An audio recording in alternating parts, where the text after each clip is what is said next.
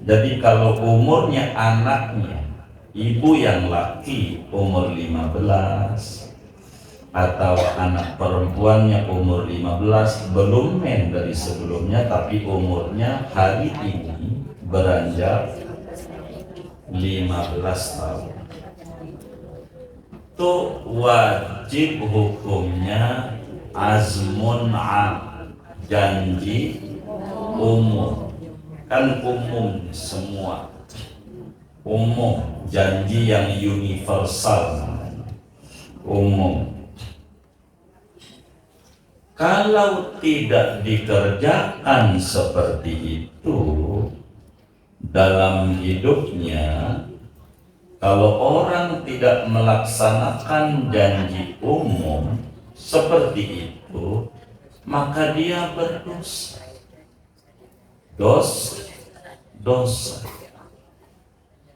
Berdosa kalau dia tidak melaksanakan janji umum. Pertanyaannya adalah, nih ibu-ibu nih dulu waktu umur 15 tahun pakai begitu enggak? Hah? Enggak. Enggak. Begitu banyaknya guru pada gitu. Ya, jujur aja kalau sekarang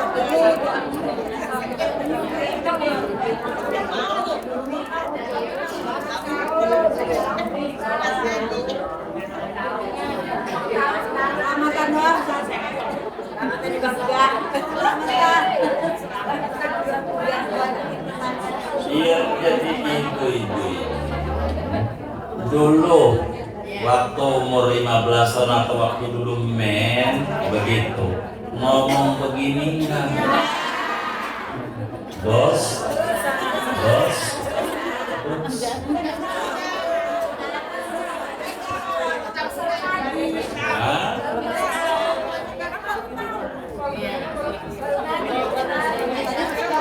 Ini pertanyaannya, Islam tuh waktu kita lahir udah ada apa belum? Waktu kita lahir tuh Islam tuh udah ada apa belum? Udah ada. Dari dulu. Jadi yang salah Islamnya apa kitanya? Hah? Yang salah Islamnya apa kitanya? Salahnya di mana? Hah? Salahnya di mana? Enggak. tapi ada juga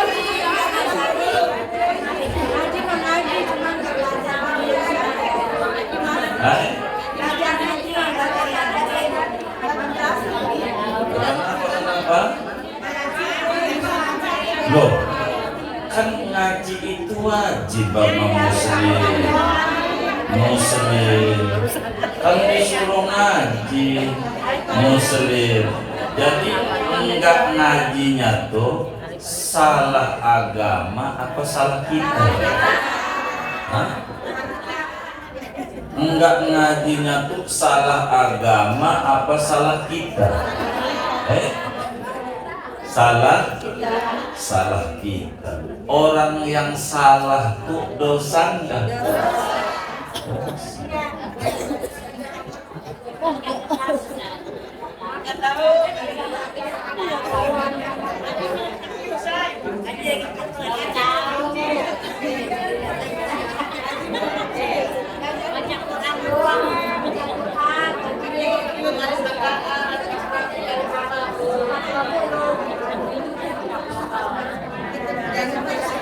Assalamualaikum warahmatullahi wabarakatuh.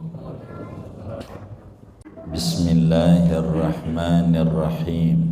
Ada namanya disebut janji khusus.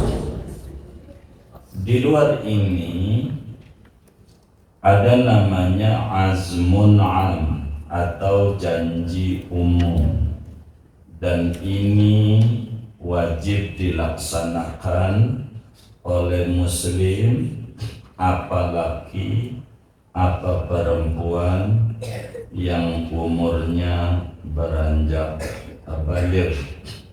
Dari sisi umur 15 tahun. Dari sisi umur disebut baligh bila umurnya 15 tahun. Ibu-ibu udah 15 tahun belum? Belum baligh. Belum. Begitu. Belum? Belum. Maka bila mana perempuan, karena ibu-ibu nih ngajinya, jadi biar lebih mudah saya lebih spesifik. Bila mana perempuan baligh, biar gampang men. Bila perempuan itu menstruasi pertama, umur berapa? Tergantung. Ada yang umurnya 9 tahun men, ada umurnya 10 tahun men, atau 11, begitu. Bila perempuan ini men pertama, ini hari ini men, yang tadinya nggak pernah men dari kecil begitu, sekarang umurnya udah 10 tahun atau 12 tahun, datang men pertama, si anak perempuan ini maka berkewajiban dirinya untuk janji umum, janji umum. Dan ibu kudu ajarin sama anaknya atau cucunya begitu. Yang datang men pertama, ketika men disebutnya dia bikin selamatan. Orang dulu pakai nasi kuning begitu. Artinya selamatan dia masuk usia baligh. Yang paling pokok, ketika masuk usia baligh dia menstruasi pertama, maka orang tuanya ngingetin dia untuk azmun am, namanya janji umum. Bagaimana janji umum itu? Dia harus bilang begini, ya Allah, ini janji umum. Ya Allah, saya hari ini telah masuk baligh. Ya Allah, saya hari ini telah masuk baligh, usia baligh, telah masuk baligh. Ya Allah, saya janji sebagai muslimah,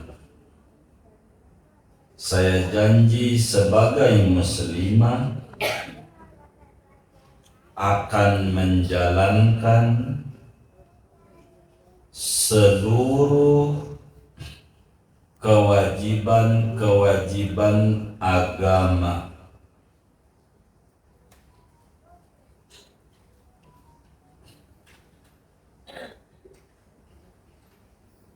Dan saya janji akan menjauhi semua larangan agama.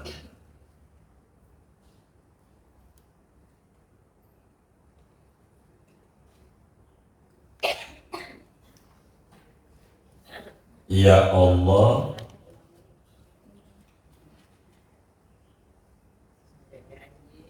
ya Allah, berilah saya pertolongan rahmat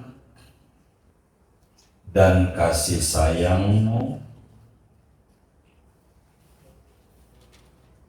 untuk menunaikan janji saya ini. Al-Fatihah.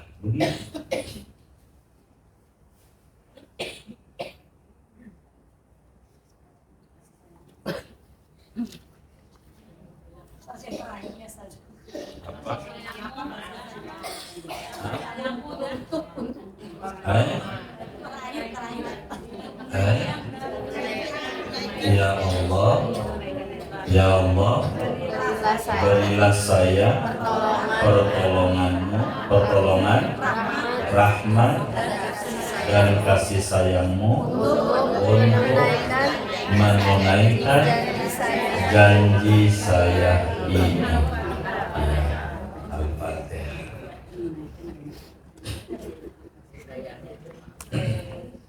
Kalau ibu nggak men, umpamanya perempuan itu tapi umurnya udah 15 tahun, maka di saat umur 15 tahun itu,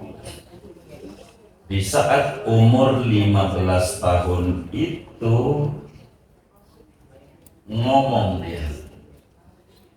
Karena balik itu bisa lewat men, perempuan, bisa lewat umur, dan tentu bisa lewat keluar sperma juga, ovum namanya, tapi kita singkat 2 dari 3.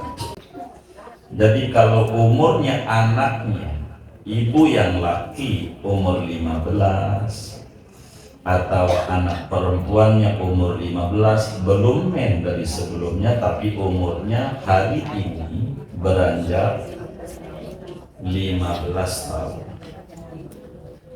itu wajib hukumnya azmun janji umum.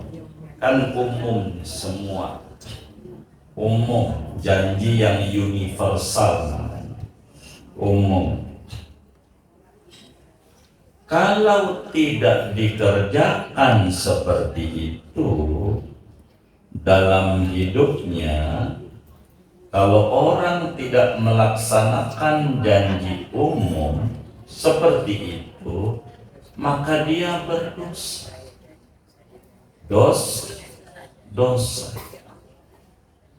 Berdosa kalau dia tidak melaksanakan janji umum.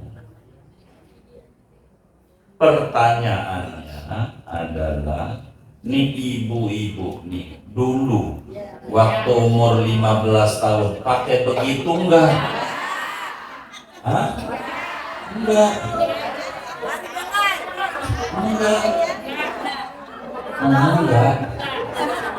Begitu banyak yang guru pada ya, jujur aja kalau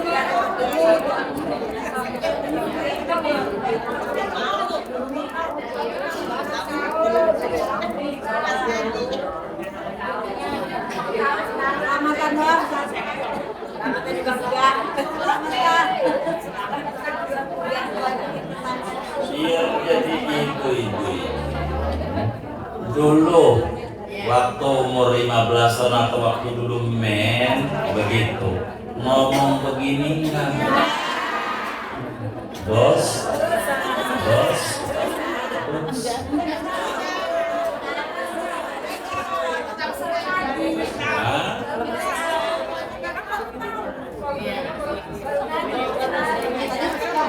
Ini pertanyaannya, Islam tuh waktu kita lahir udah ada apa belum?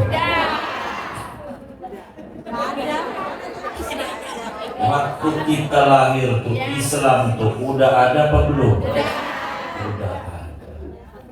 Dari dulu. Jadi yang salah Islamnya apa kitanya?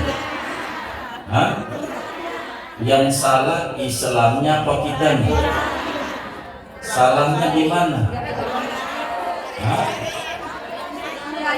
Salahnya di mana? Enggak.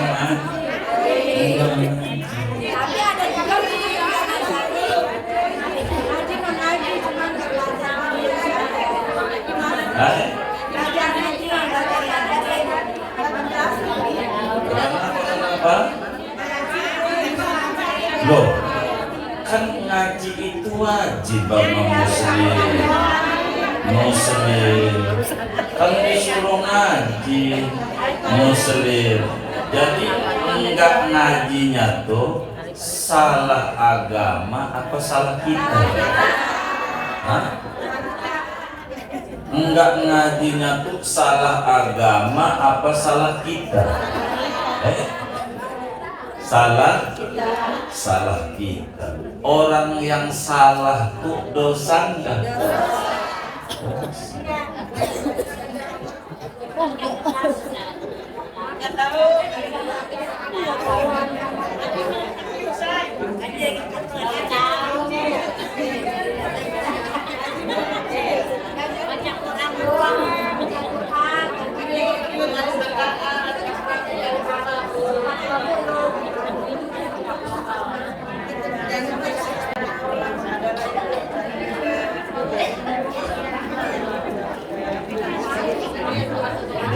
Jadi gimana ngaji dari kecil ngaji lah. Kalau dari kecil ngaji kudunya tahu. Hah? Lah kan kita kan ngomong Quran, emang muslim Quran doang. Hah? Hah? Kan dari dulu kitab ini sebelum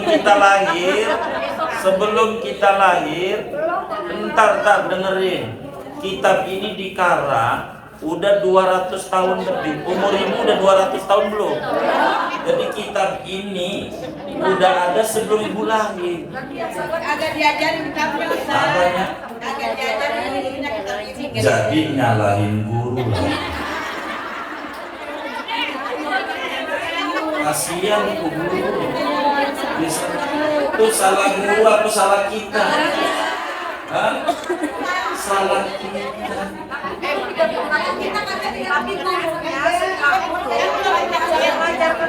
Loh, ada lah gurunya. Enggak lah.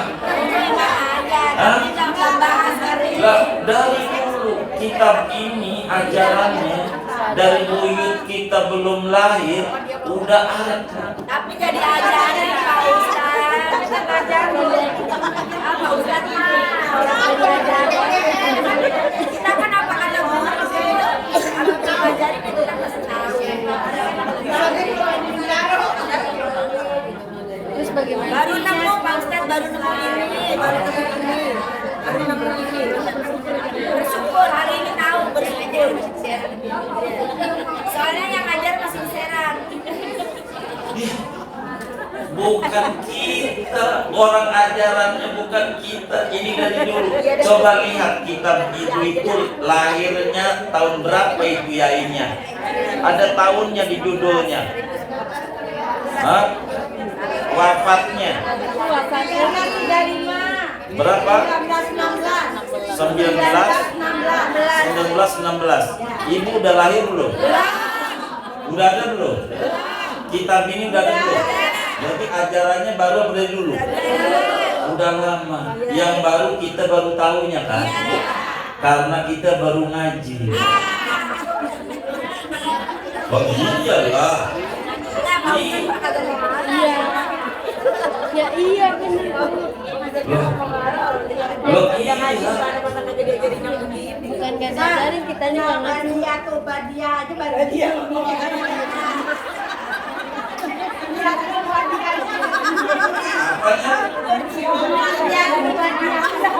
Lah, kitab itu bukan Riyadul Bani aja, semua kitab ada. Ya udah benar baca. Baru aja, kalah aja. Hah? Ini baru kulit-kulitnya doang. Kulit-kulit. Gimana? Kalah aja dah. Gimana ya, gimana? Boleh. Yang ngalah. Mungkin redaksinya kalau yang saya alami redaksinya tidak seperti ini, tetapi ketika hari pertama haid itu langsung ada meyakini dalam hati bahwa segala perintah-perintah itu Allah itu adalah wajib yang harus kita lakukan, dan segala larangan-larangan Allah itu adalah harus kita tinggalkan. Karena kalau kita laksanakan itu berdosa. Itu ada di hati seperti itu, Pak Kiai. Jadi redaksinya tidak seperti yang barusan. Iya, kalau redaksi kan baru. Ini aja saya Indonesia kan dari bahasa Arab ya kan. Lebih baru lagi dia jangan ngomong bahasa Indonesia. Ini kan biar ibu ngerti saya Indonesia kan begitu. Ini namanya janji itu ada dua. Janji itu ada janji khusus, Ada janji umum. janji khusus kapan? Kalau ketemu adzan, kalau enggak langsung ngerjain janji, mau ngerjain jam sekian.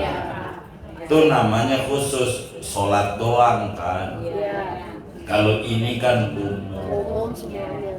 Jadi muslim itu tuh lihat aja kitabnya, coba lihat lagi biar ibu paham begitu, biar ibu paham.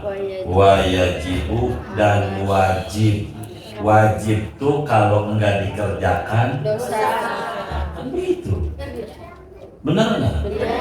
Jadi dan wajib atas seseorang ketika permulaan baliknya, saya cabut bahasanya satu, mendatang pertama kali, karena ibu-ibu ngajarnya saya begitu.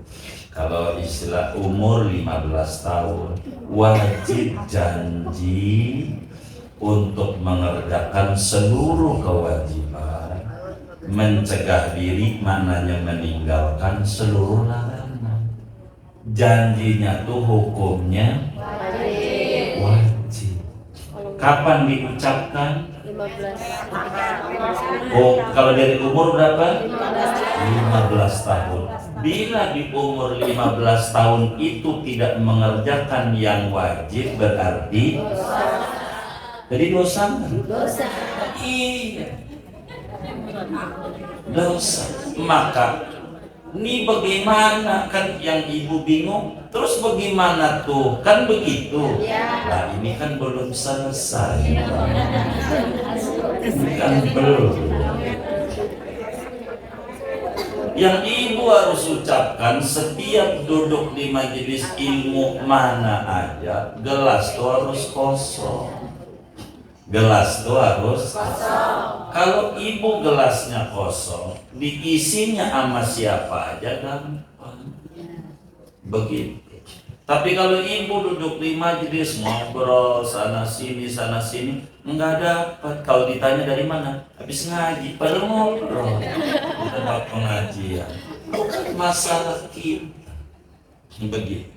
Sebetulnya udah diterangin dari dulu. Bukan yang nerangin Fahrudin, bukan bawa ajaran baru, bukan. Ajaran ini dari tahun dal. Udah mau iya nih tahun. Dari sebelum kita lahir. Cuman waktu itu kita ngaji nggak serius. Gitu. Yang penting datang ke pengajian, dikir-dikir bentar pulang. Enggak belajar dari muslim yang benar. Kan begitu. Betul nggak? Ini kan kita bagaimana yang nomor satu, kalau jadi muslim tuh kalau datang ke majelis taklim, alhamdulillah saya baru tahu peraturan ini. Alhamdulillah, untung saya panjang umur. Bagaimana saudara-saudara saya itu yang udah pada wafat? Begitu. Bagi orang al-khairiyah, ini kitab udah dibaca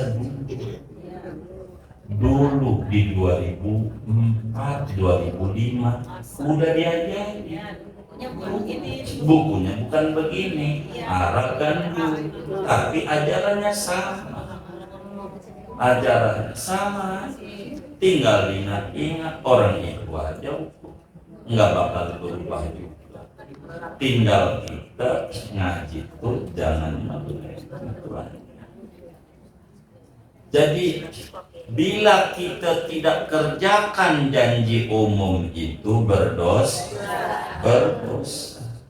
Karena kita disuruh oleh agama untuk janji umum, sehingga kita hadir di majelis ilmu itu enggak beda kayak datang ke rumah sakit. Itulah ngaji. Ngaji itu enggak beda kayak kita datang ke rumah sakit. Begitu, ke rumah sakit. Untuk apa ke rumah sakit? Untuk check up. Untuk check up. Cek kesehatan. Cek kesehatan itu bila ternyata kita hasil akhir dari dokter labnya sehat, nggak ada penyakit barang atuh, maka kita patut ucapkan alhamdulillah karena kita sehat. Setelah kita check up ternyata jantung kita bermasalah, hasil akhirnya kita pun ucapkan alhamdulillah.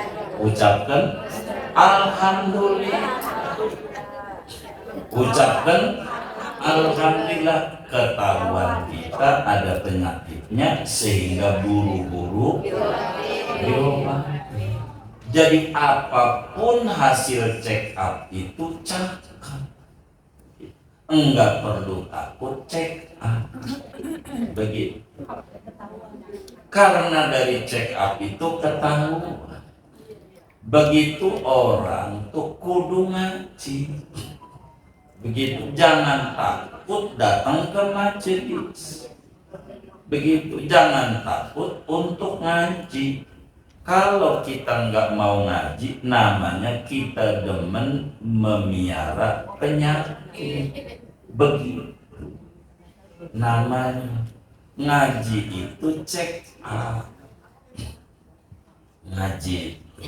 Bila ternyata di majelis itu kita hadir, udah tahu peraturannya, kita ucapkan alhamdulillah. Karena hasil akhirnya kita sehat. Betul nggak? Kalau ternyata dengan kita hadir di majelis ilmu tuh kita salah, ternyata kita ucapkan alhamdulillah, alhamdulillah, sehingga ke depan kita bisa benerin yang salah itu. Maka apapun hasilnya, ngaji itu bagus kalau orang tuh paham. Bagus. Betul nggak begitu tuh? Ngaji tuh. Ini namanya janji umum. Janji umum. Begitu, janji umum. Bagaimana tuh kedosaan kita di umur 15 tuh belum? Ini bagaimana biar kita nggak dosa? Maka sejak tahu itu qodoin yang dulu 15 tahun. Mulai sekarang ibu baca janji. Begitu. Iya. Awali dulu dengan syahadah. Begitu namanya menghapus dosa yang sudah lewat. Namanya begitu. Itu namanya solusi. Begitu. Solusi. Syahadat sekarang. Bismillah.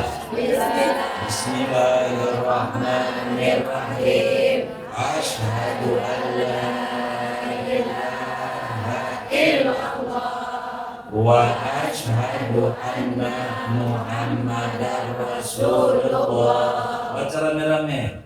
Ya Allah, apa tulisannya?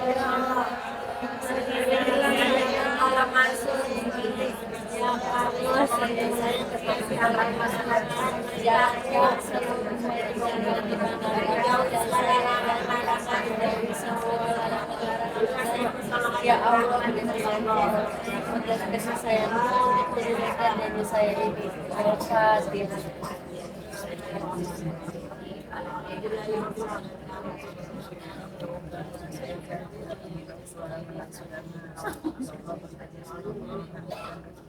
Udah.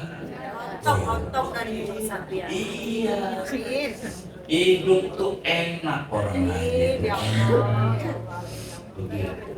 Maka orang tuh kudu ngaji. Ini bukan ajaran Farudin, bukan. Ajaran agama. Kita cuman menyampaikan ajaran agama.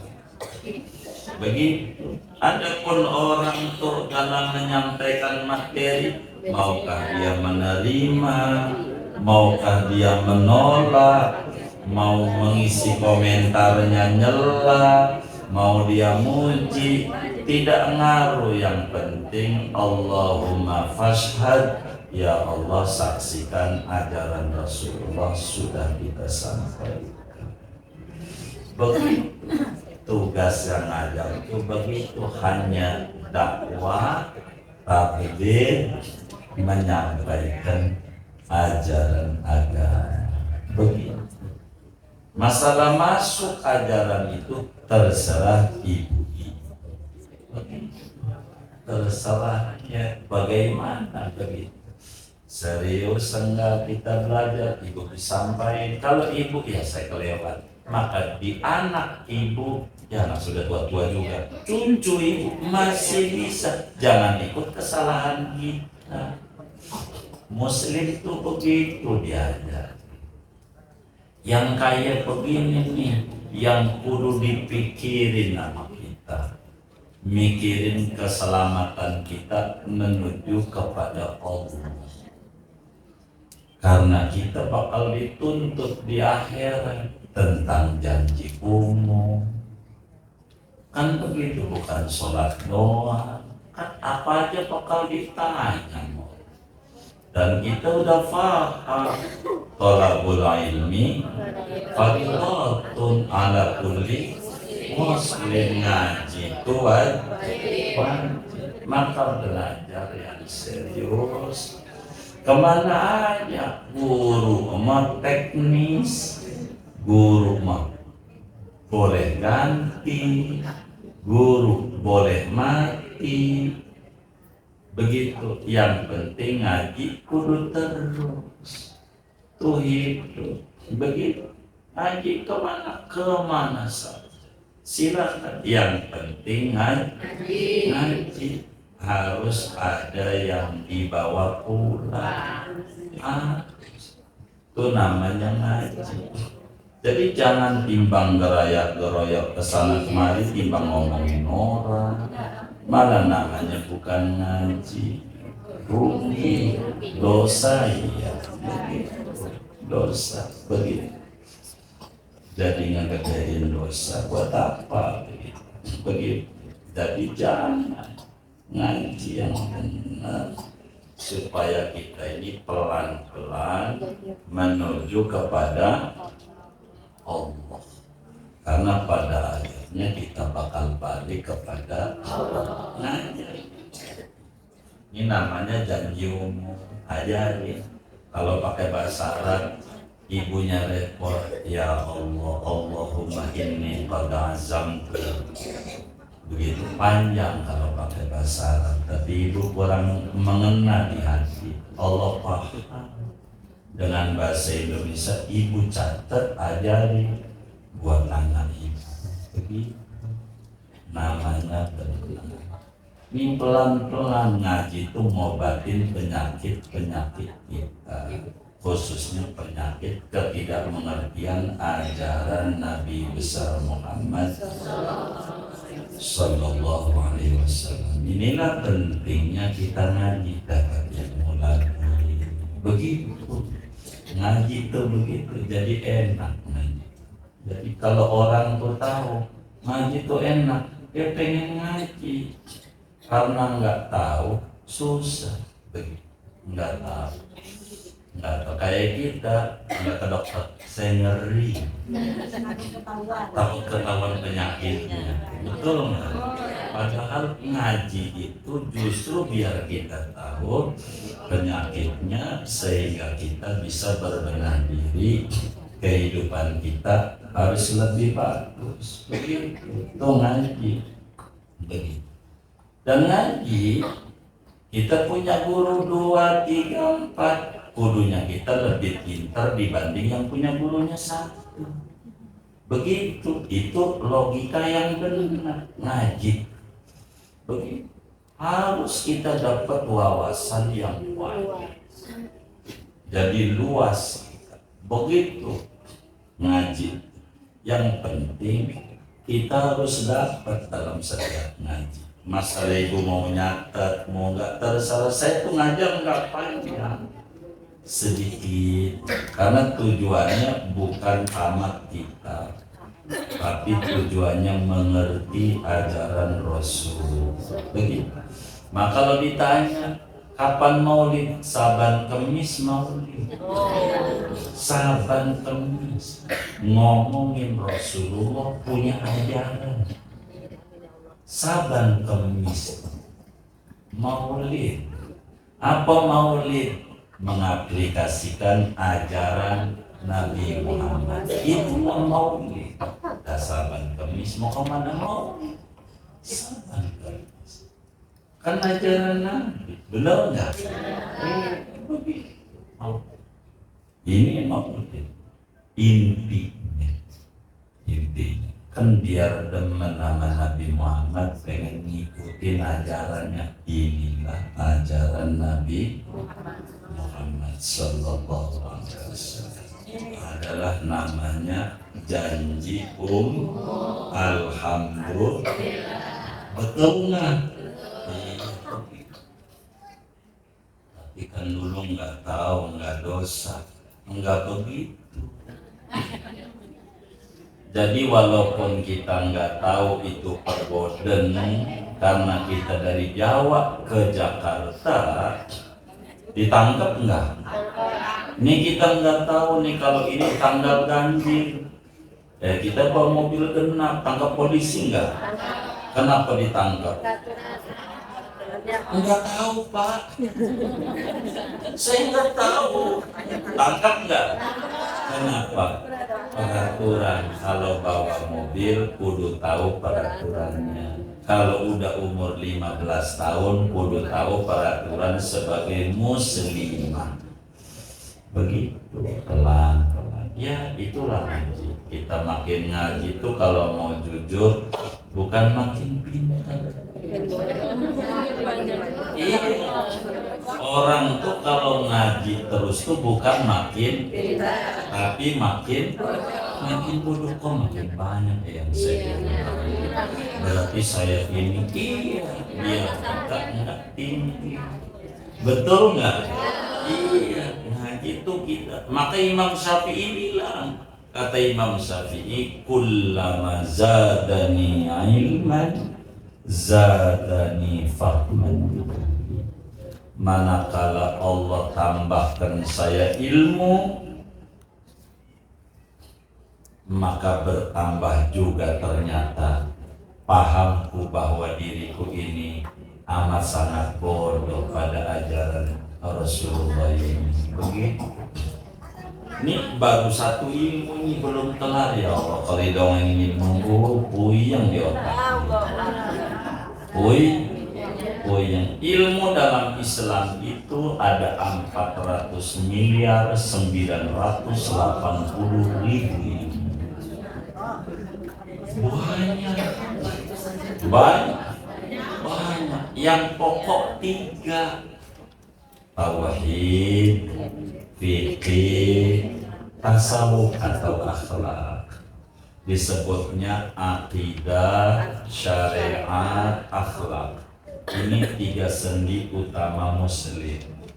Akidah bahasa kitanya tauhid, syariat bahasa kitanya fikih, akhlak bahasa kitanya tasawuf.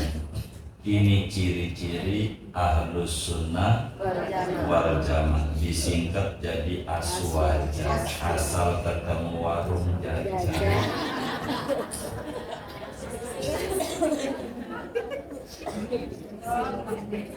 Aswaja, asal ketemu warung begitu. Ini namanya ahlus sunnah wal jamaah. Begitu. Apa tuh Wahabi yang orang suka sebut Wahabi? Wahabi itu wawasannya bid'ah, maka disebut Wahabi. Wawasannya sebatas bid'ah, sunnah tidak paham. Dikit-dikit bid'ah, sesat, neraka, tidak sunnah. Jadi kecil surga isinya, kecil begitu. Neraka itu orang itu harus pernah. Kita harus paham namanya disebut janji umum. Janji umum. Bila mana kita luput tentang janji umum ini, maka kita bisa susulkan saat tahu. Ibu udah tadi, udah belum? Alhamdulillah udah tahu. Dan ulama bilang, Syekh Nawawi Al-Bantani bilang banyak kaum muslim yang nggak tahu ulama tentang janji Nah ini kita udahlah, kita yang udah kandungan, tapi anak kita mah anak kita udah kandungan, cucu kita mah, dan habis cucu apa? Cicit, habis cicit cocok. Iya, apa kita ke bawahnya begitu. Ini kita harus belajar. Inilah pentingnya kita ngaji. Kita harus belajar begitu, belajar begitu. Itu satu ngaji kita baru dapat tuh. Alhamdulillah, namanya janji umum begitu. Bagaimana kita kalau tidak janji waktu umur 15 tahun maka berdosa. Jadi bagaimana? Taubatlah kita dan boleh kita qada'in, susulin, melengkapi begitu sejak saat kita tahu. Tuh begitu. Ini ngaji segini ada nih. Ya udah baik. Waman jahada belum, karena ada dua materi panjangan. Apa hukumnya orang yang meninggalkan sholat? Itu materi kedua. Dikelarin sekarang kan nih? Sekarang. Udah. Oh ya baik. Buat tanya jawab aja katanya. Bantu saya ingetin pertemuan mendatang kita bahas waman jahada wujubas sholati. Itu materinya. Halaman berapa itu? 50. Dari situ tuh waman jahada. Pembedahannya dari situ. Segini aja buat tanya jawab aja katanya. Silakan kalau ada yang ditanya dari materi ini atau sebelah lain. Siap. Oh boleh saja, bukan sekedar boleh. Ini dakwah. Cakep. Buat status silahkan. Ibu share di grup silahkan. Malah itu yang lebih bagus. Nge-share daripada nge-share kulit durian. Begitu, bikin orang iri aja. Ama yang nge-share, ya Allah, gua kagak diajak padahal kulit yang udah 10 tahun yang lalu di-share lagi. Yang enggak.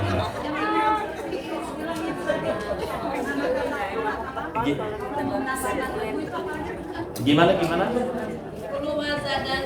Oh, kata Imam Syafi'i radhiyallahu ta'ala, kullama zadani ilman zadani fahman bijahli. Kullama zadani ilman zadani fahman bijahli. Manakala Allah tambahkan saya ilmu, ternyata Allah tambahkan juga pada saya kebodohan saya tentang ajaran Nabi Muhammad. Maka kalau jujur makin ngaji tuh makin gak ketemu tepian.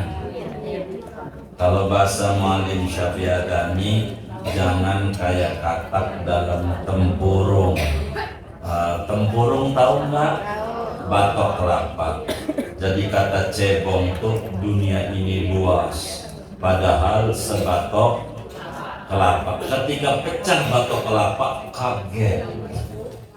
Begitu, ternyata lebih luas. Ilmu itu kalau mau jujur asik. Ilmu itu nyandu, ilmu itu nagih, ilmu itu begitu. Jadi nagih di jiwa orang, karena memang keterikatan dengan Allah Subhanahu wa Ta'ala itu candu. Maka disebut agama itu candu, karena menjadi asik, asik dalam kehidupan. Enak kalau ada agama, kurang lebih demikian. Allah alam. Sudah? Baik. Waalaikumsalam.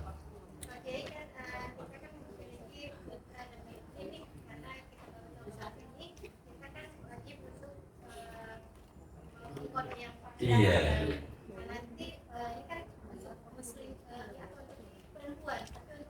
Nah kan tinggal diganti aja. Karena ada muslimah kan saya seorang muslim, ya Allah.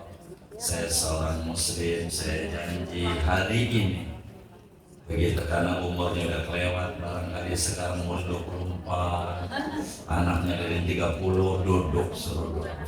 Ayo kita biar nggak dosa, kita diwajibkan ternyata oleh agama itu namanya janji umum, janji umum, begitu.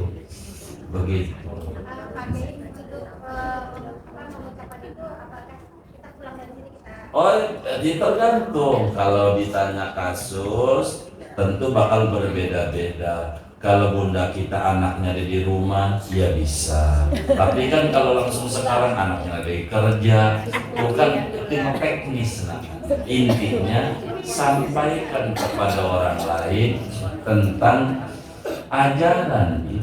Gitu. Karena ini bukan ajaran kita, orang kita membacain doang. Saya ini nggak bedanya presenter. Tahu presenter?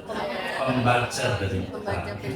Begitu, hanya saya menyampaikan saja ajaran agama, bukan saya punya ajaran, bukan. Tapi ini ajaran Islam yang disampaikan oleh para ulama-ulama, kita hanya meneruskan saja, cuman bahasa kata-kata tadi sampai ujungnya Fatihah itu ya saya itu. Kenapa? Maksudnya Fatihah itu minta tolong sama Allah, dikasih kita rahmat, dikasih kita cinta kasih sama Allah. Karena tanpa taufik dari Allah nggak kuat. Kita ngaji ini kalau enggak dikasih taufik, kaki itu enggak kuat untuk hadir ke majelis taklim. Walaupun kita ke mall mau nyampe, ke Mayoran nyampe, ke majelis belum tentu nyampe. Karena ini yang nyampein Allah dengan pertolongannya, ma'unah bahasa Arabnya, dengan rahmatnya dan kasih sayang Allah. Allah dorong kita bisa hadir di majelis taklim. Itu adalah kurnia besar. Begitu kurnia besar, kita penting untuk kita ngaji. Jadi sehingga bolehkah kemudian anak kita dudukkan? Silakan dia duduk. Ini hasil ngaji. Saya sebagai mama ngaji begini, ayah duduk. Begitulah kita tugas agama. Kalau ibu nggak pengen kayak begitu, pondokin anaknya. Nanti kiai yang ngajarin begitu, kan begitu. Ibu lepas namanya, tanggung jawab ibu. Udah dititipin nama pondoknya, Kan begitu tujuan biar kita, maka mondokin anak itu bukan membuang anak, tapi menitipkan kepada yang mengerti cara ngurus anak dalam Islam.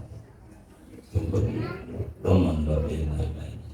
Kurang lebih demikian. Boleh kalau ibu kita ada anaknya di rumah duduk, silakan.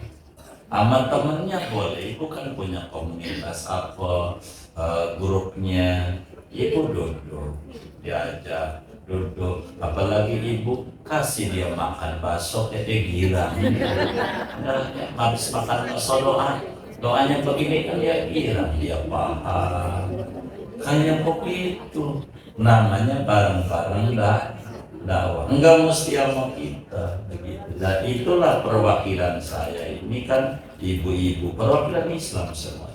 Kita dituntut sebagai dai, tapi tidak dituntut sebagai kiai. Muslim itu wajib tabligh, menyampaikan kebenaran, sampaikan begitu kebenaran. Ini namanya disebut identitas Muslim. Dan keluhuran ajaran Islam boleh dibandingkan dengan agama lain. Boleh tanya nih saudara kita Kristen, Katolik, Protestan, Konghucu, Hindu, Buddha, ada nggak sedetil itu ajaran? Itu begitu, pasti nggak ada. Dan inilah luhurnya ajaran Rasulullah. Begitu. Maka ketika kita sebagai Muslim paham, enggak kaku di dalam menjalankan ajaran agama, enggak kaku. Silahkan model begini itu namanya teknis pengamalan. Begitu. Itu seperti itu. Jadi insya Allah kalau kita sering ngaji itu lama-lama kita luas pengetahuannya, enggak gampang nyalahin orang, enggak gampang ini, enggak gampang. Jadi kita makin tahu ajarannya begitu. Itulah hebatnya ajaran Rasul. Kurang lebih demikian. Allah. Baik, gimana?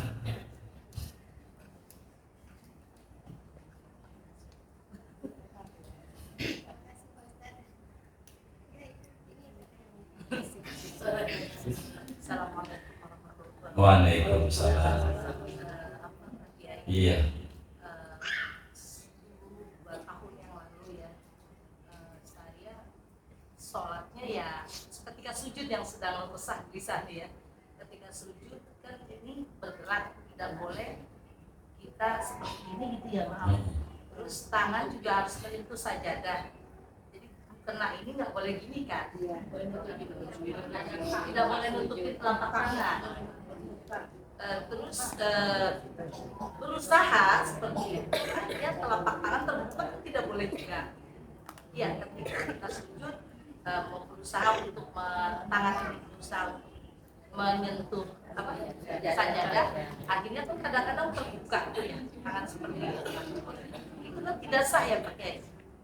Nah, gelisah lagi tuh bahwa tidak boleh seperti itu. Terus kan ada mukena yang panjang, harus saya potong karena menghalangi, kadang-kadang jadi bergerak, ini tertutup tapi ini harus tersentuh sajadah. Nah, bagaimana kalau memang artinya maksud saya kalau memang tidak tersentuh terus bergerak itu ternyata 3 kali berturut-turut. Jadi bagaimana Pak yang Iya, ini sebetulnya kajian kita ini masih prolog. Nanti ke depan semuanya akan terurai. Yang apa aja ibu tanya-tanya, ada yang mana? Kecuali ibu nanya tentang ekonomi, kita ini nggak ada. Iya, artinya kitab ini kecil, namanya fikih ibadah. Kecuali ibu nanya tentang rumah tangga, perceraian, waris, ini kitab ini tidak ada. Ini dibatasi dengan fikih ibadah, tidak lengkap seluruh hukum Islam dalam kitab ini. Jadi sehingga Harus pahami dulu yang pertama aurat namanya. Di antara syarat sholat itu di kitab kita ini ada 4. Meski uraiannya banyak, tapi tertulis syarat sholat 4. Nanti ke depan. Salah satunya adalah menutup aurat.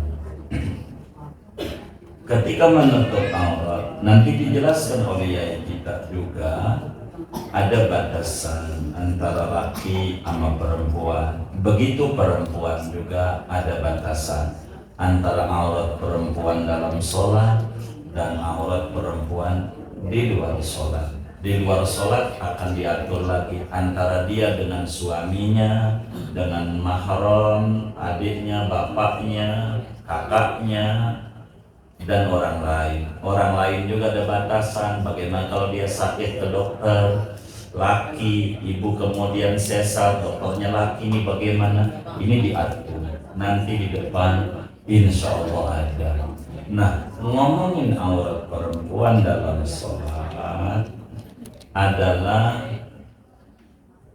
jami'ul badan illa wajha wa kaffain.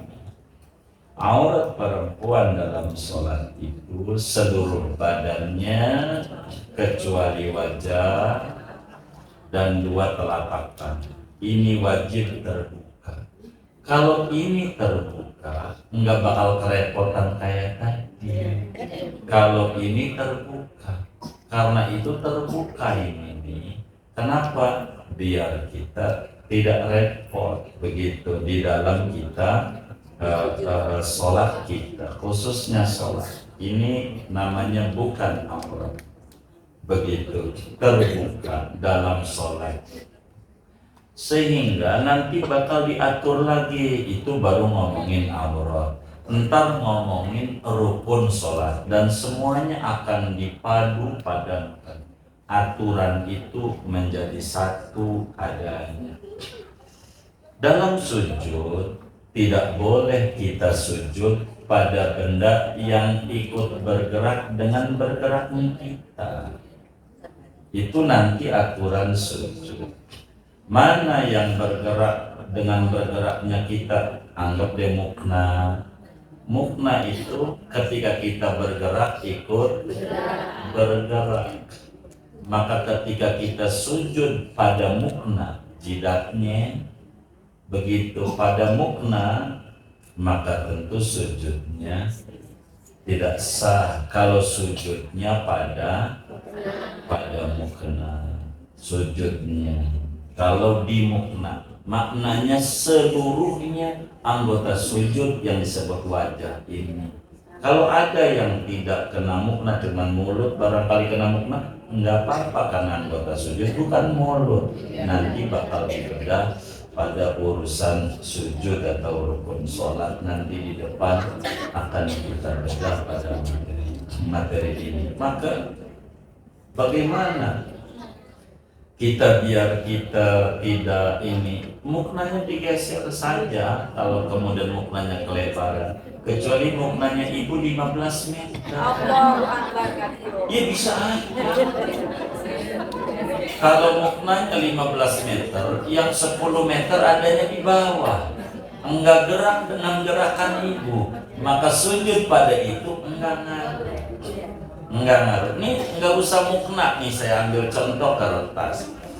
Tadinya waktu sujud pertama, ini kertas nempel di ubin, kita nempel. Bagaimana ini caranya saya tempelin biar enak ya? Saya kasih air. Waktu pertama kan enggak ikut gerak sama kita, maka sujud. Pas bangun dari sujud nempel, ya kan? Nempel. Ibu sujud lagi.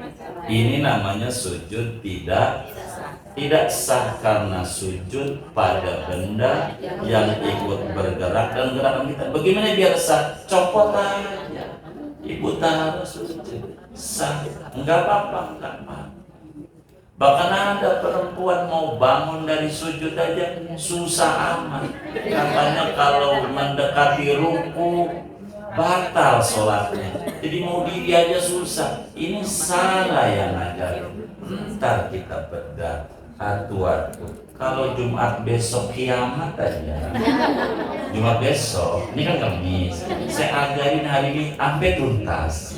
Tapi kan ibu pengen Jumat besok kiamat enggak? Enggak. Kamis lagi. Kamis lagi. Akan kita ketemu. Jadi bagaimana ini kita nih geser saja kalau muknanya lebar ibu begitu. Belum lagi ibu-ibu ada yang ngajarin baru muknanya kudu tempelin di sini begitu, nempelnya aja susah. Siapa itu yang ngajarin lagi? Ntar kita bedah pada waktu tata cara sholat kita, insya Allah pelan-pelan akan ketemu ini insya Allah semuanya. Kan ada orang yang muknanya ditempelin mau di sini, jepitnya juga susah, jepitnya, sujudnya jadi susah. Lepas lagi, apa perlu dikasih lem perekat aja di dagunya, ambil yang kayak begitu-gitu. Nanti kita belajar ajaran-ajaran agama ini supaya rapih adanya. Jadi singkatnya, betul kita jangan sampai sujud pada benda yang ikut bergerak dengan gerakan kita. Jadi sehingga muknanya diatur saja supaya jangan sujud pada mukna. Kan ibu suka begini waktu sujud ya kan. Jadi nempelin jidatnya pada mukna. Sebetulnya tinggal ditarikan. Jangan dibikin batal. Enggak batal. Jadi banyak cara. Nanti kalau kita udah tahu kok nggak bingung tuh karena kita nggak tahu. Kalau nggak tahu tuh bingung. Jadi kalau tahu tuh akan enak. Kalau tahu akan enak. Jadi nanti akan diterangkan di depan. Saya berupaya ngaji ini walaupun kitab ini universal. Artinya universal itu untuk laki-laki bisa, perempuan bisa. Saya berupaya menerangkannya pada bagian-bagian yang keperempuanan saja. Karena apa? Karena yang ngaji adalah perempuan. Jadi walaupun ada santri itu ikut ngaji juga, kita anggap dia perempuan, cuman gak dijilbabi doang. Begitu, karena dia bininya bakalan perempuan. Ini yang kita harus mengaji. Insya Allah kita akan paham dikit. Ini pentingnya kita. Insya Allah pada rukun sholat kita bedah cara sujud yang benar, turunnya dengkul dulu, apa tangan dulu. Nantilah pelan-pelan, sabar begitu. Yang kudu buru-buru adalah kita menentukan pilihan ini harus berubah, ini arah benar ke arah baik. Itu yang buru-buru begitu. Tapi yang ini kita kudu pegang benar-benar ke ajaran agama sebagai kita seorang muslim yang kudu mengikuti peraturan agama. Singkatnya, sujud jangan sampai kita sujud pada mukna kita, geser aja. Adapun mulut nggak apa-apa, yang penting jika jangan tertutup sama ini kayak kita latih aja nih. Tuh begitu. Namanya menutup. Ini sujudnya. Tapi kalau masih kebuka atau rambut barangkali begini tuh, saya ambil contoh. Tuh. Ini bagaimana? Masih boleh. Namanya masih ada yang kebuka. Kan yang nggak boleh ketutup semua begitu. Ini kan aturan-aturan yang nanti kita bakal bedah. Begitu. Makanya saya tanya, kira-kira pengen kiamat nggak Jumat besok? Iya. Insya Allah materi ini saya berupaya dalam kajian ini tidak mau banyak-banyak, sedikit tapi bisa paham. Biar kita ada perubahan menjadi muslim yang lebih baik lagi. Betul nggak?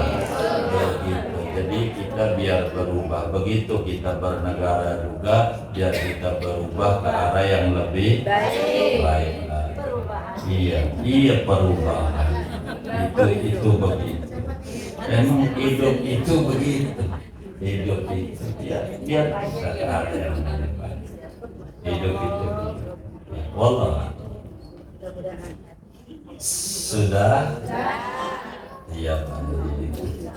Kalau sudah kita baca materi. Ini ada infak dari Ibu Haja Azizah.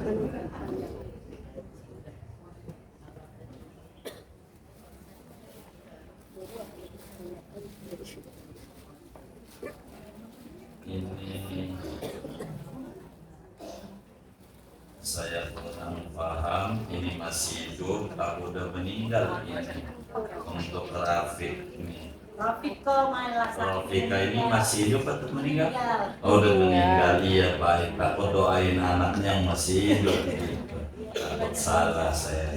Oh, untuk Rafika pahalanya ini juga dari Ibu Haja Yusra. Pahalanya untuk almarhumah, untuk almarhum Haji Hasbi bin Haji Akfas, almarhum Haji Ahmad Faiz bin Haji Hasbi, almarhum Haji Akfas bin Mamat, almarhum Haji Muslih bin Sulaiman, 1 juta rupiah. Kita baca Fatihah untuk para hamba-hamba Allah ini, mudah-mudahan infaknya diterima oleh Allah, diganti berlipat-lipat ganda, diberikan rezeki yang luas, yang halal, yang barakah. Allah lancarkan usaha dan ikhtiarnya, Allah kabul hajat dunia, hajat akhiratnya. Almarhumah semua yang beliau niatkan ini, kubur mereka menjadi raudhah min riyadil jannah.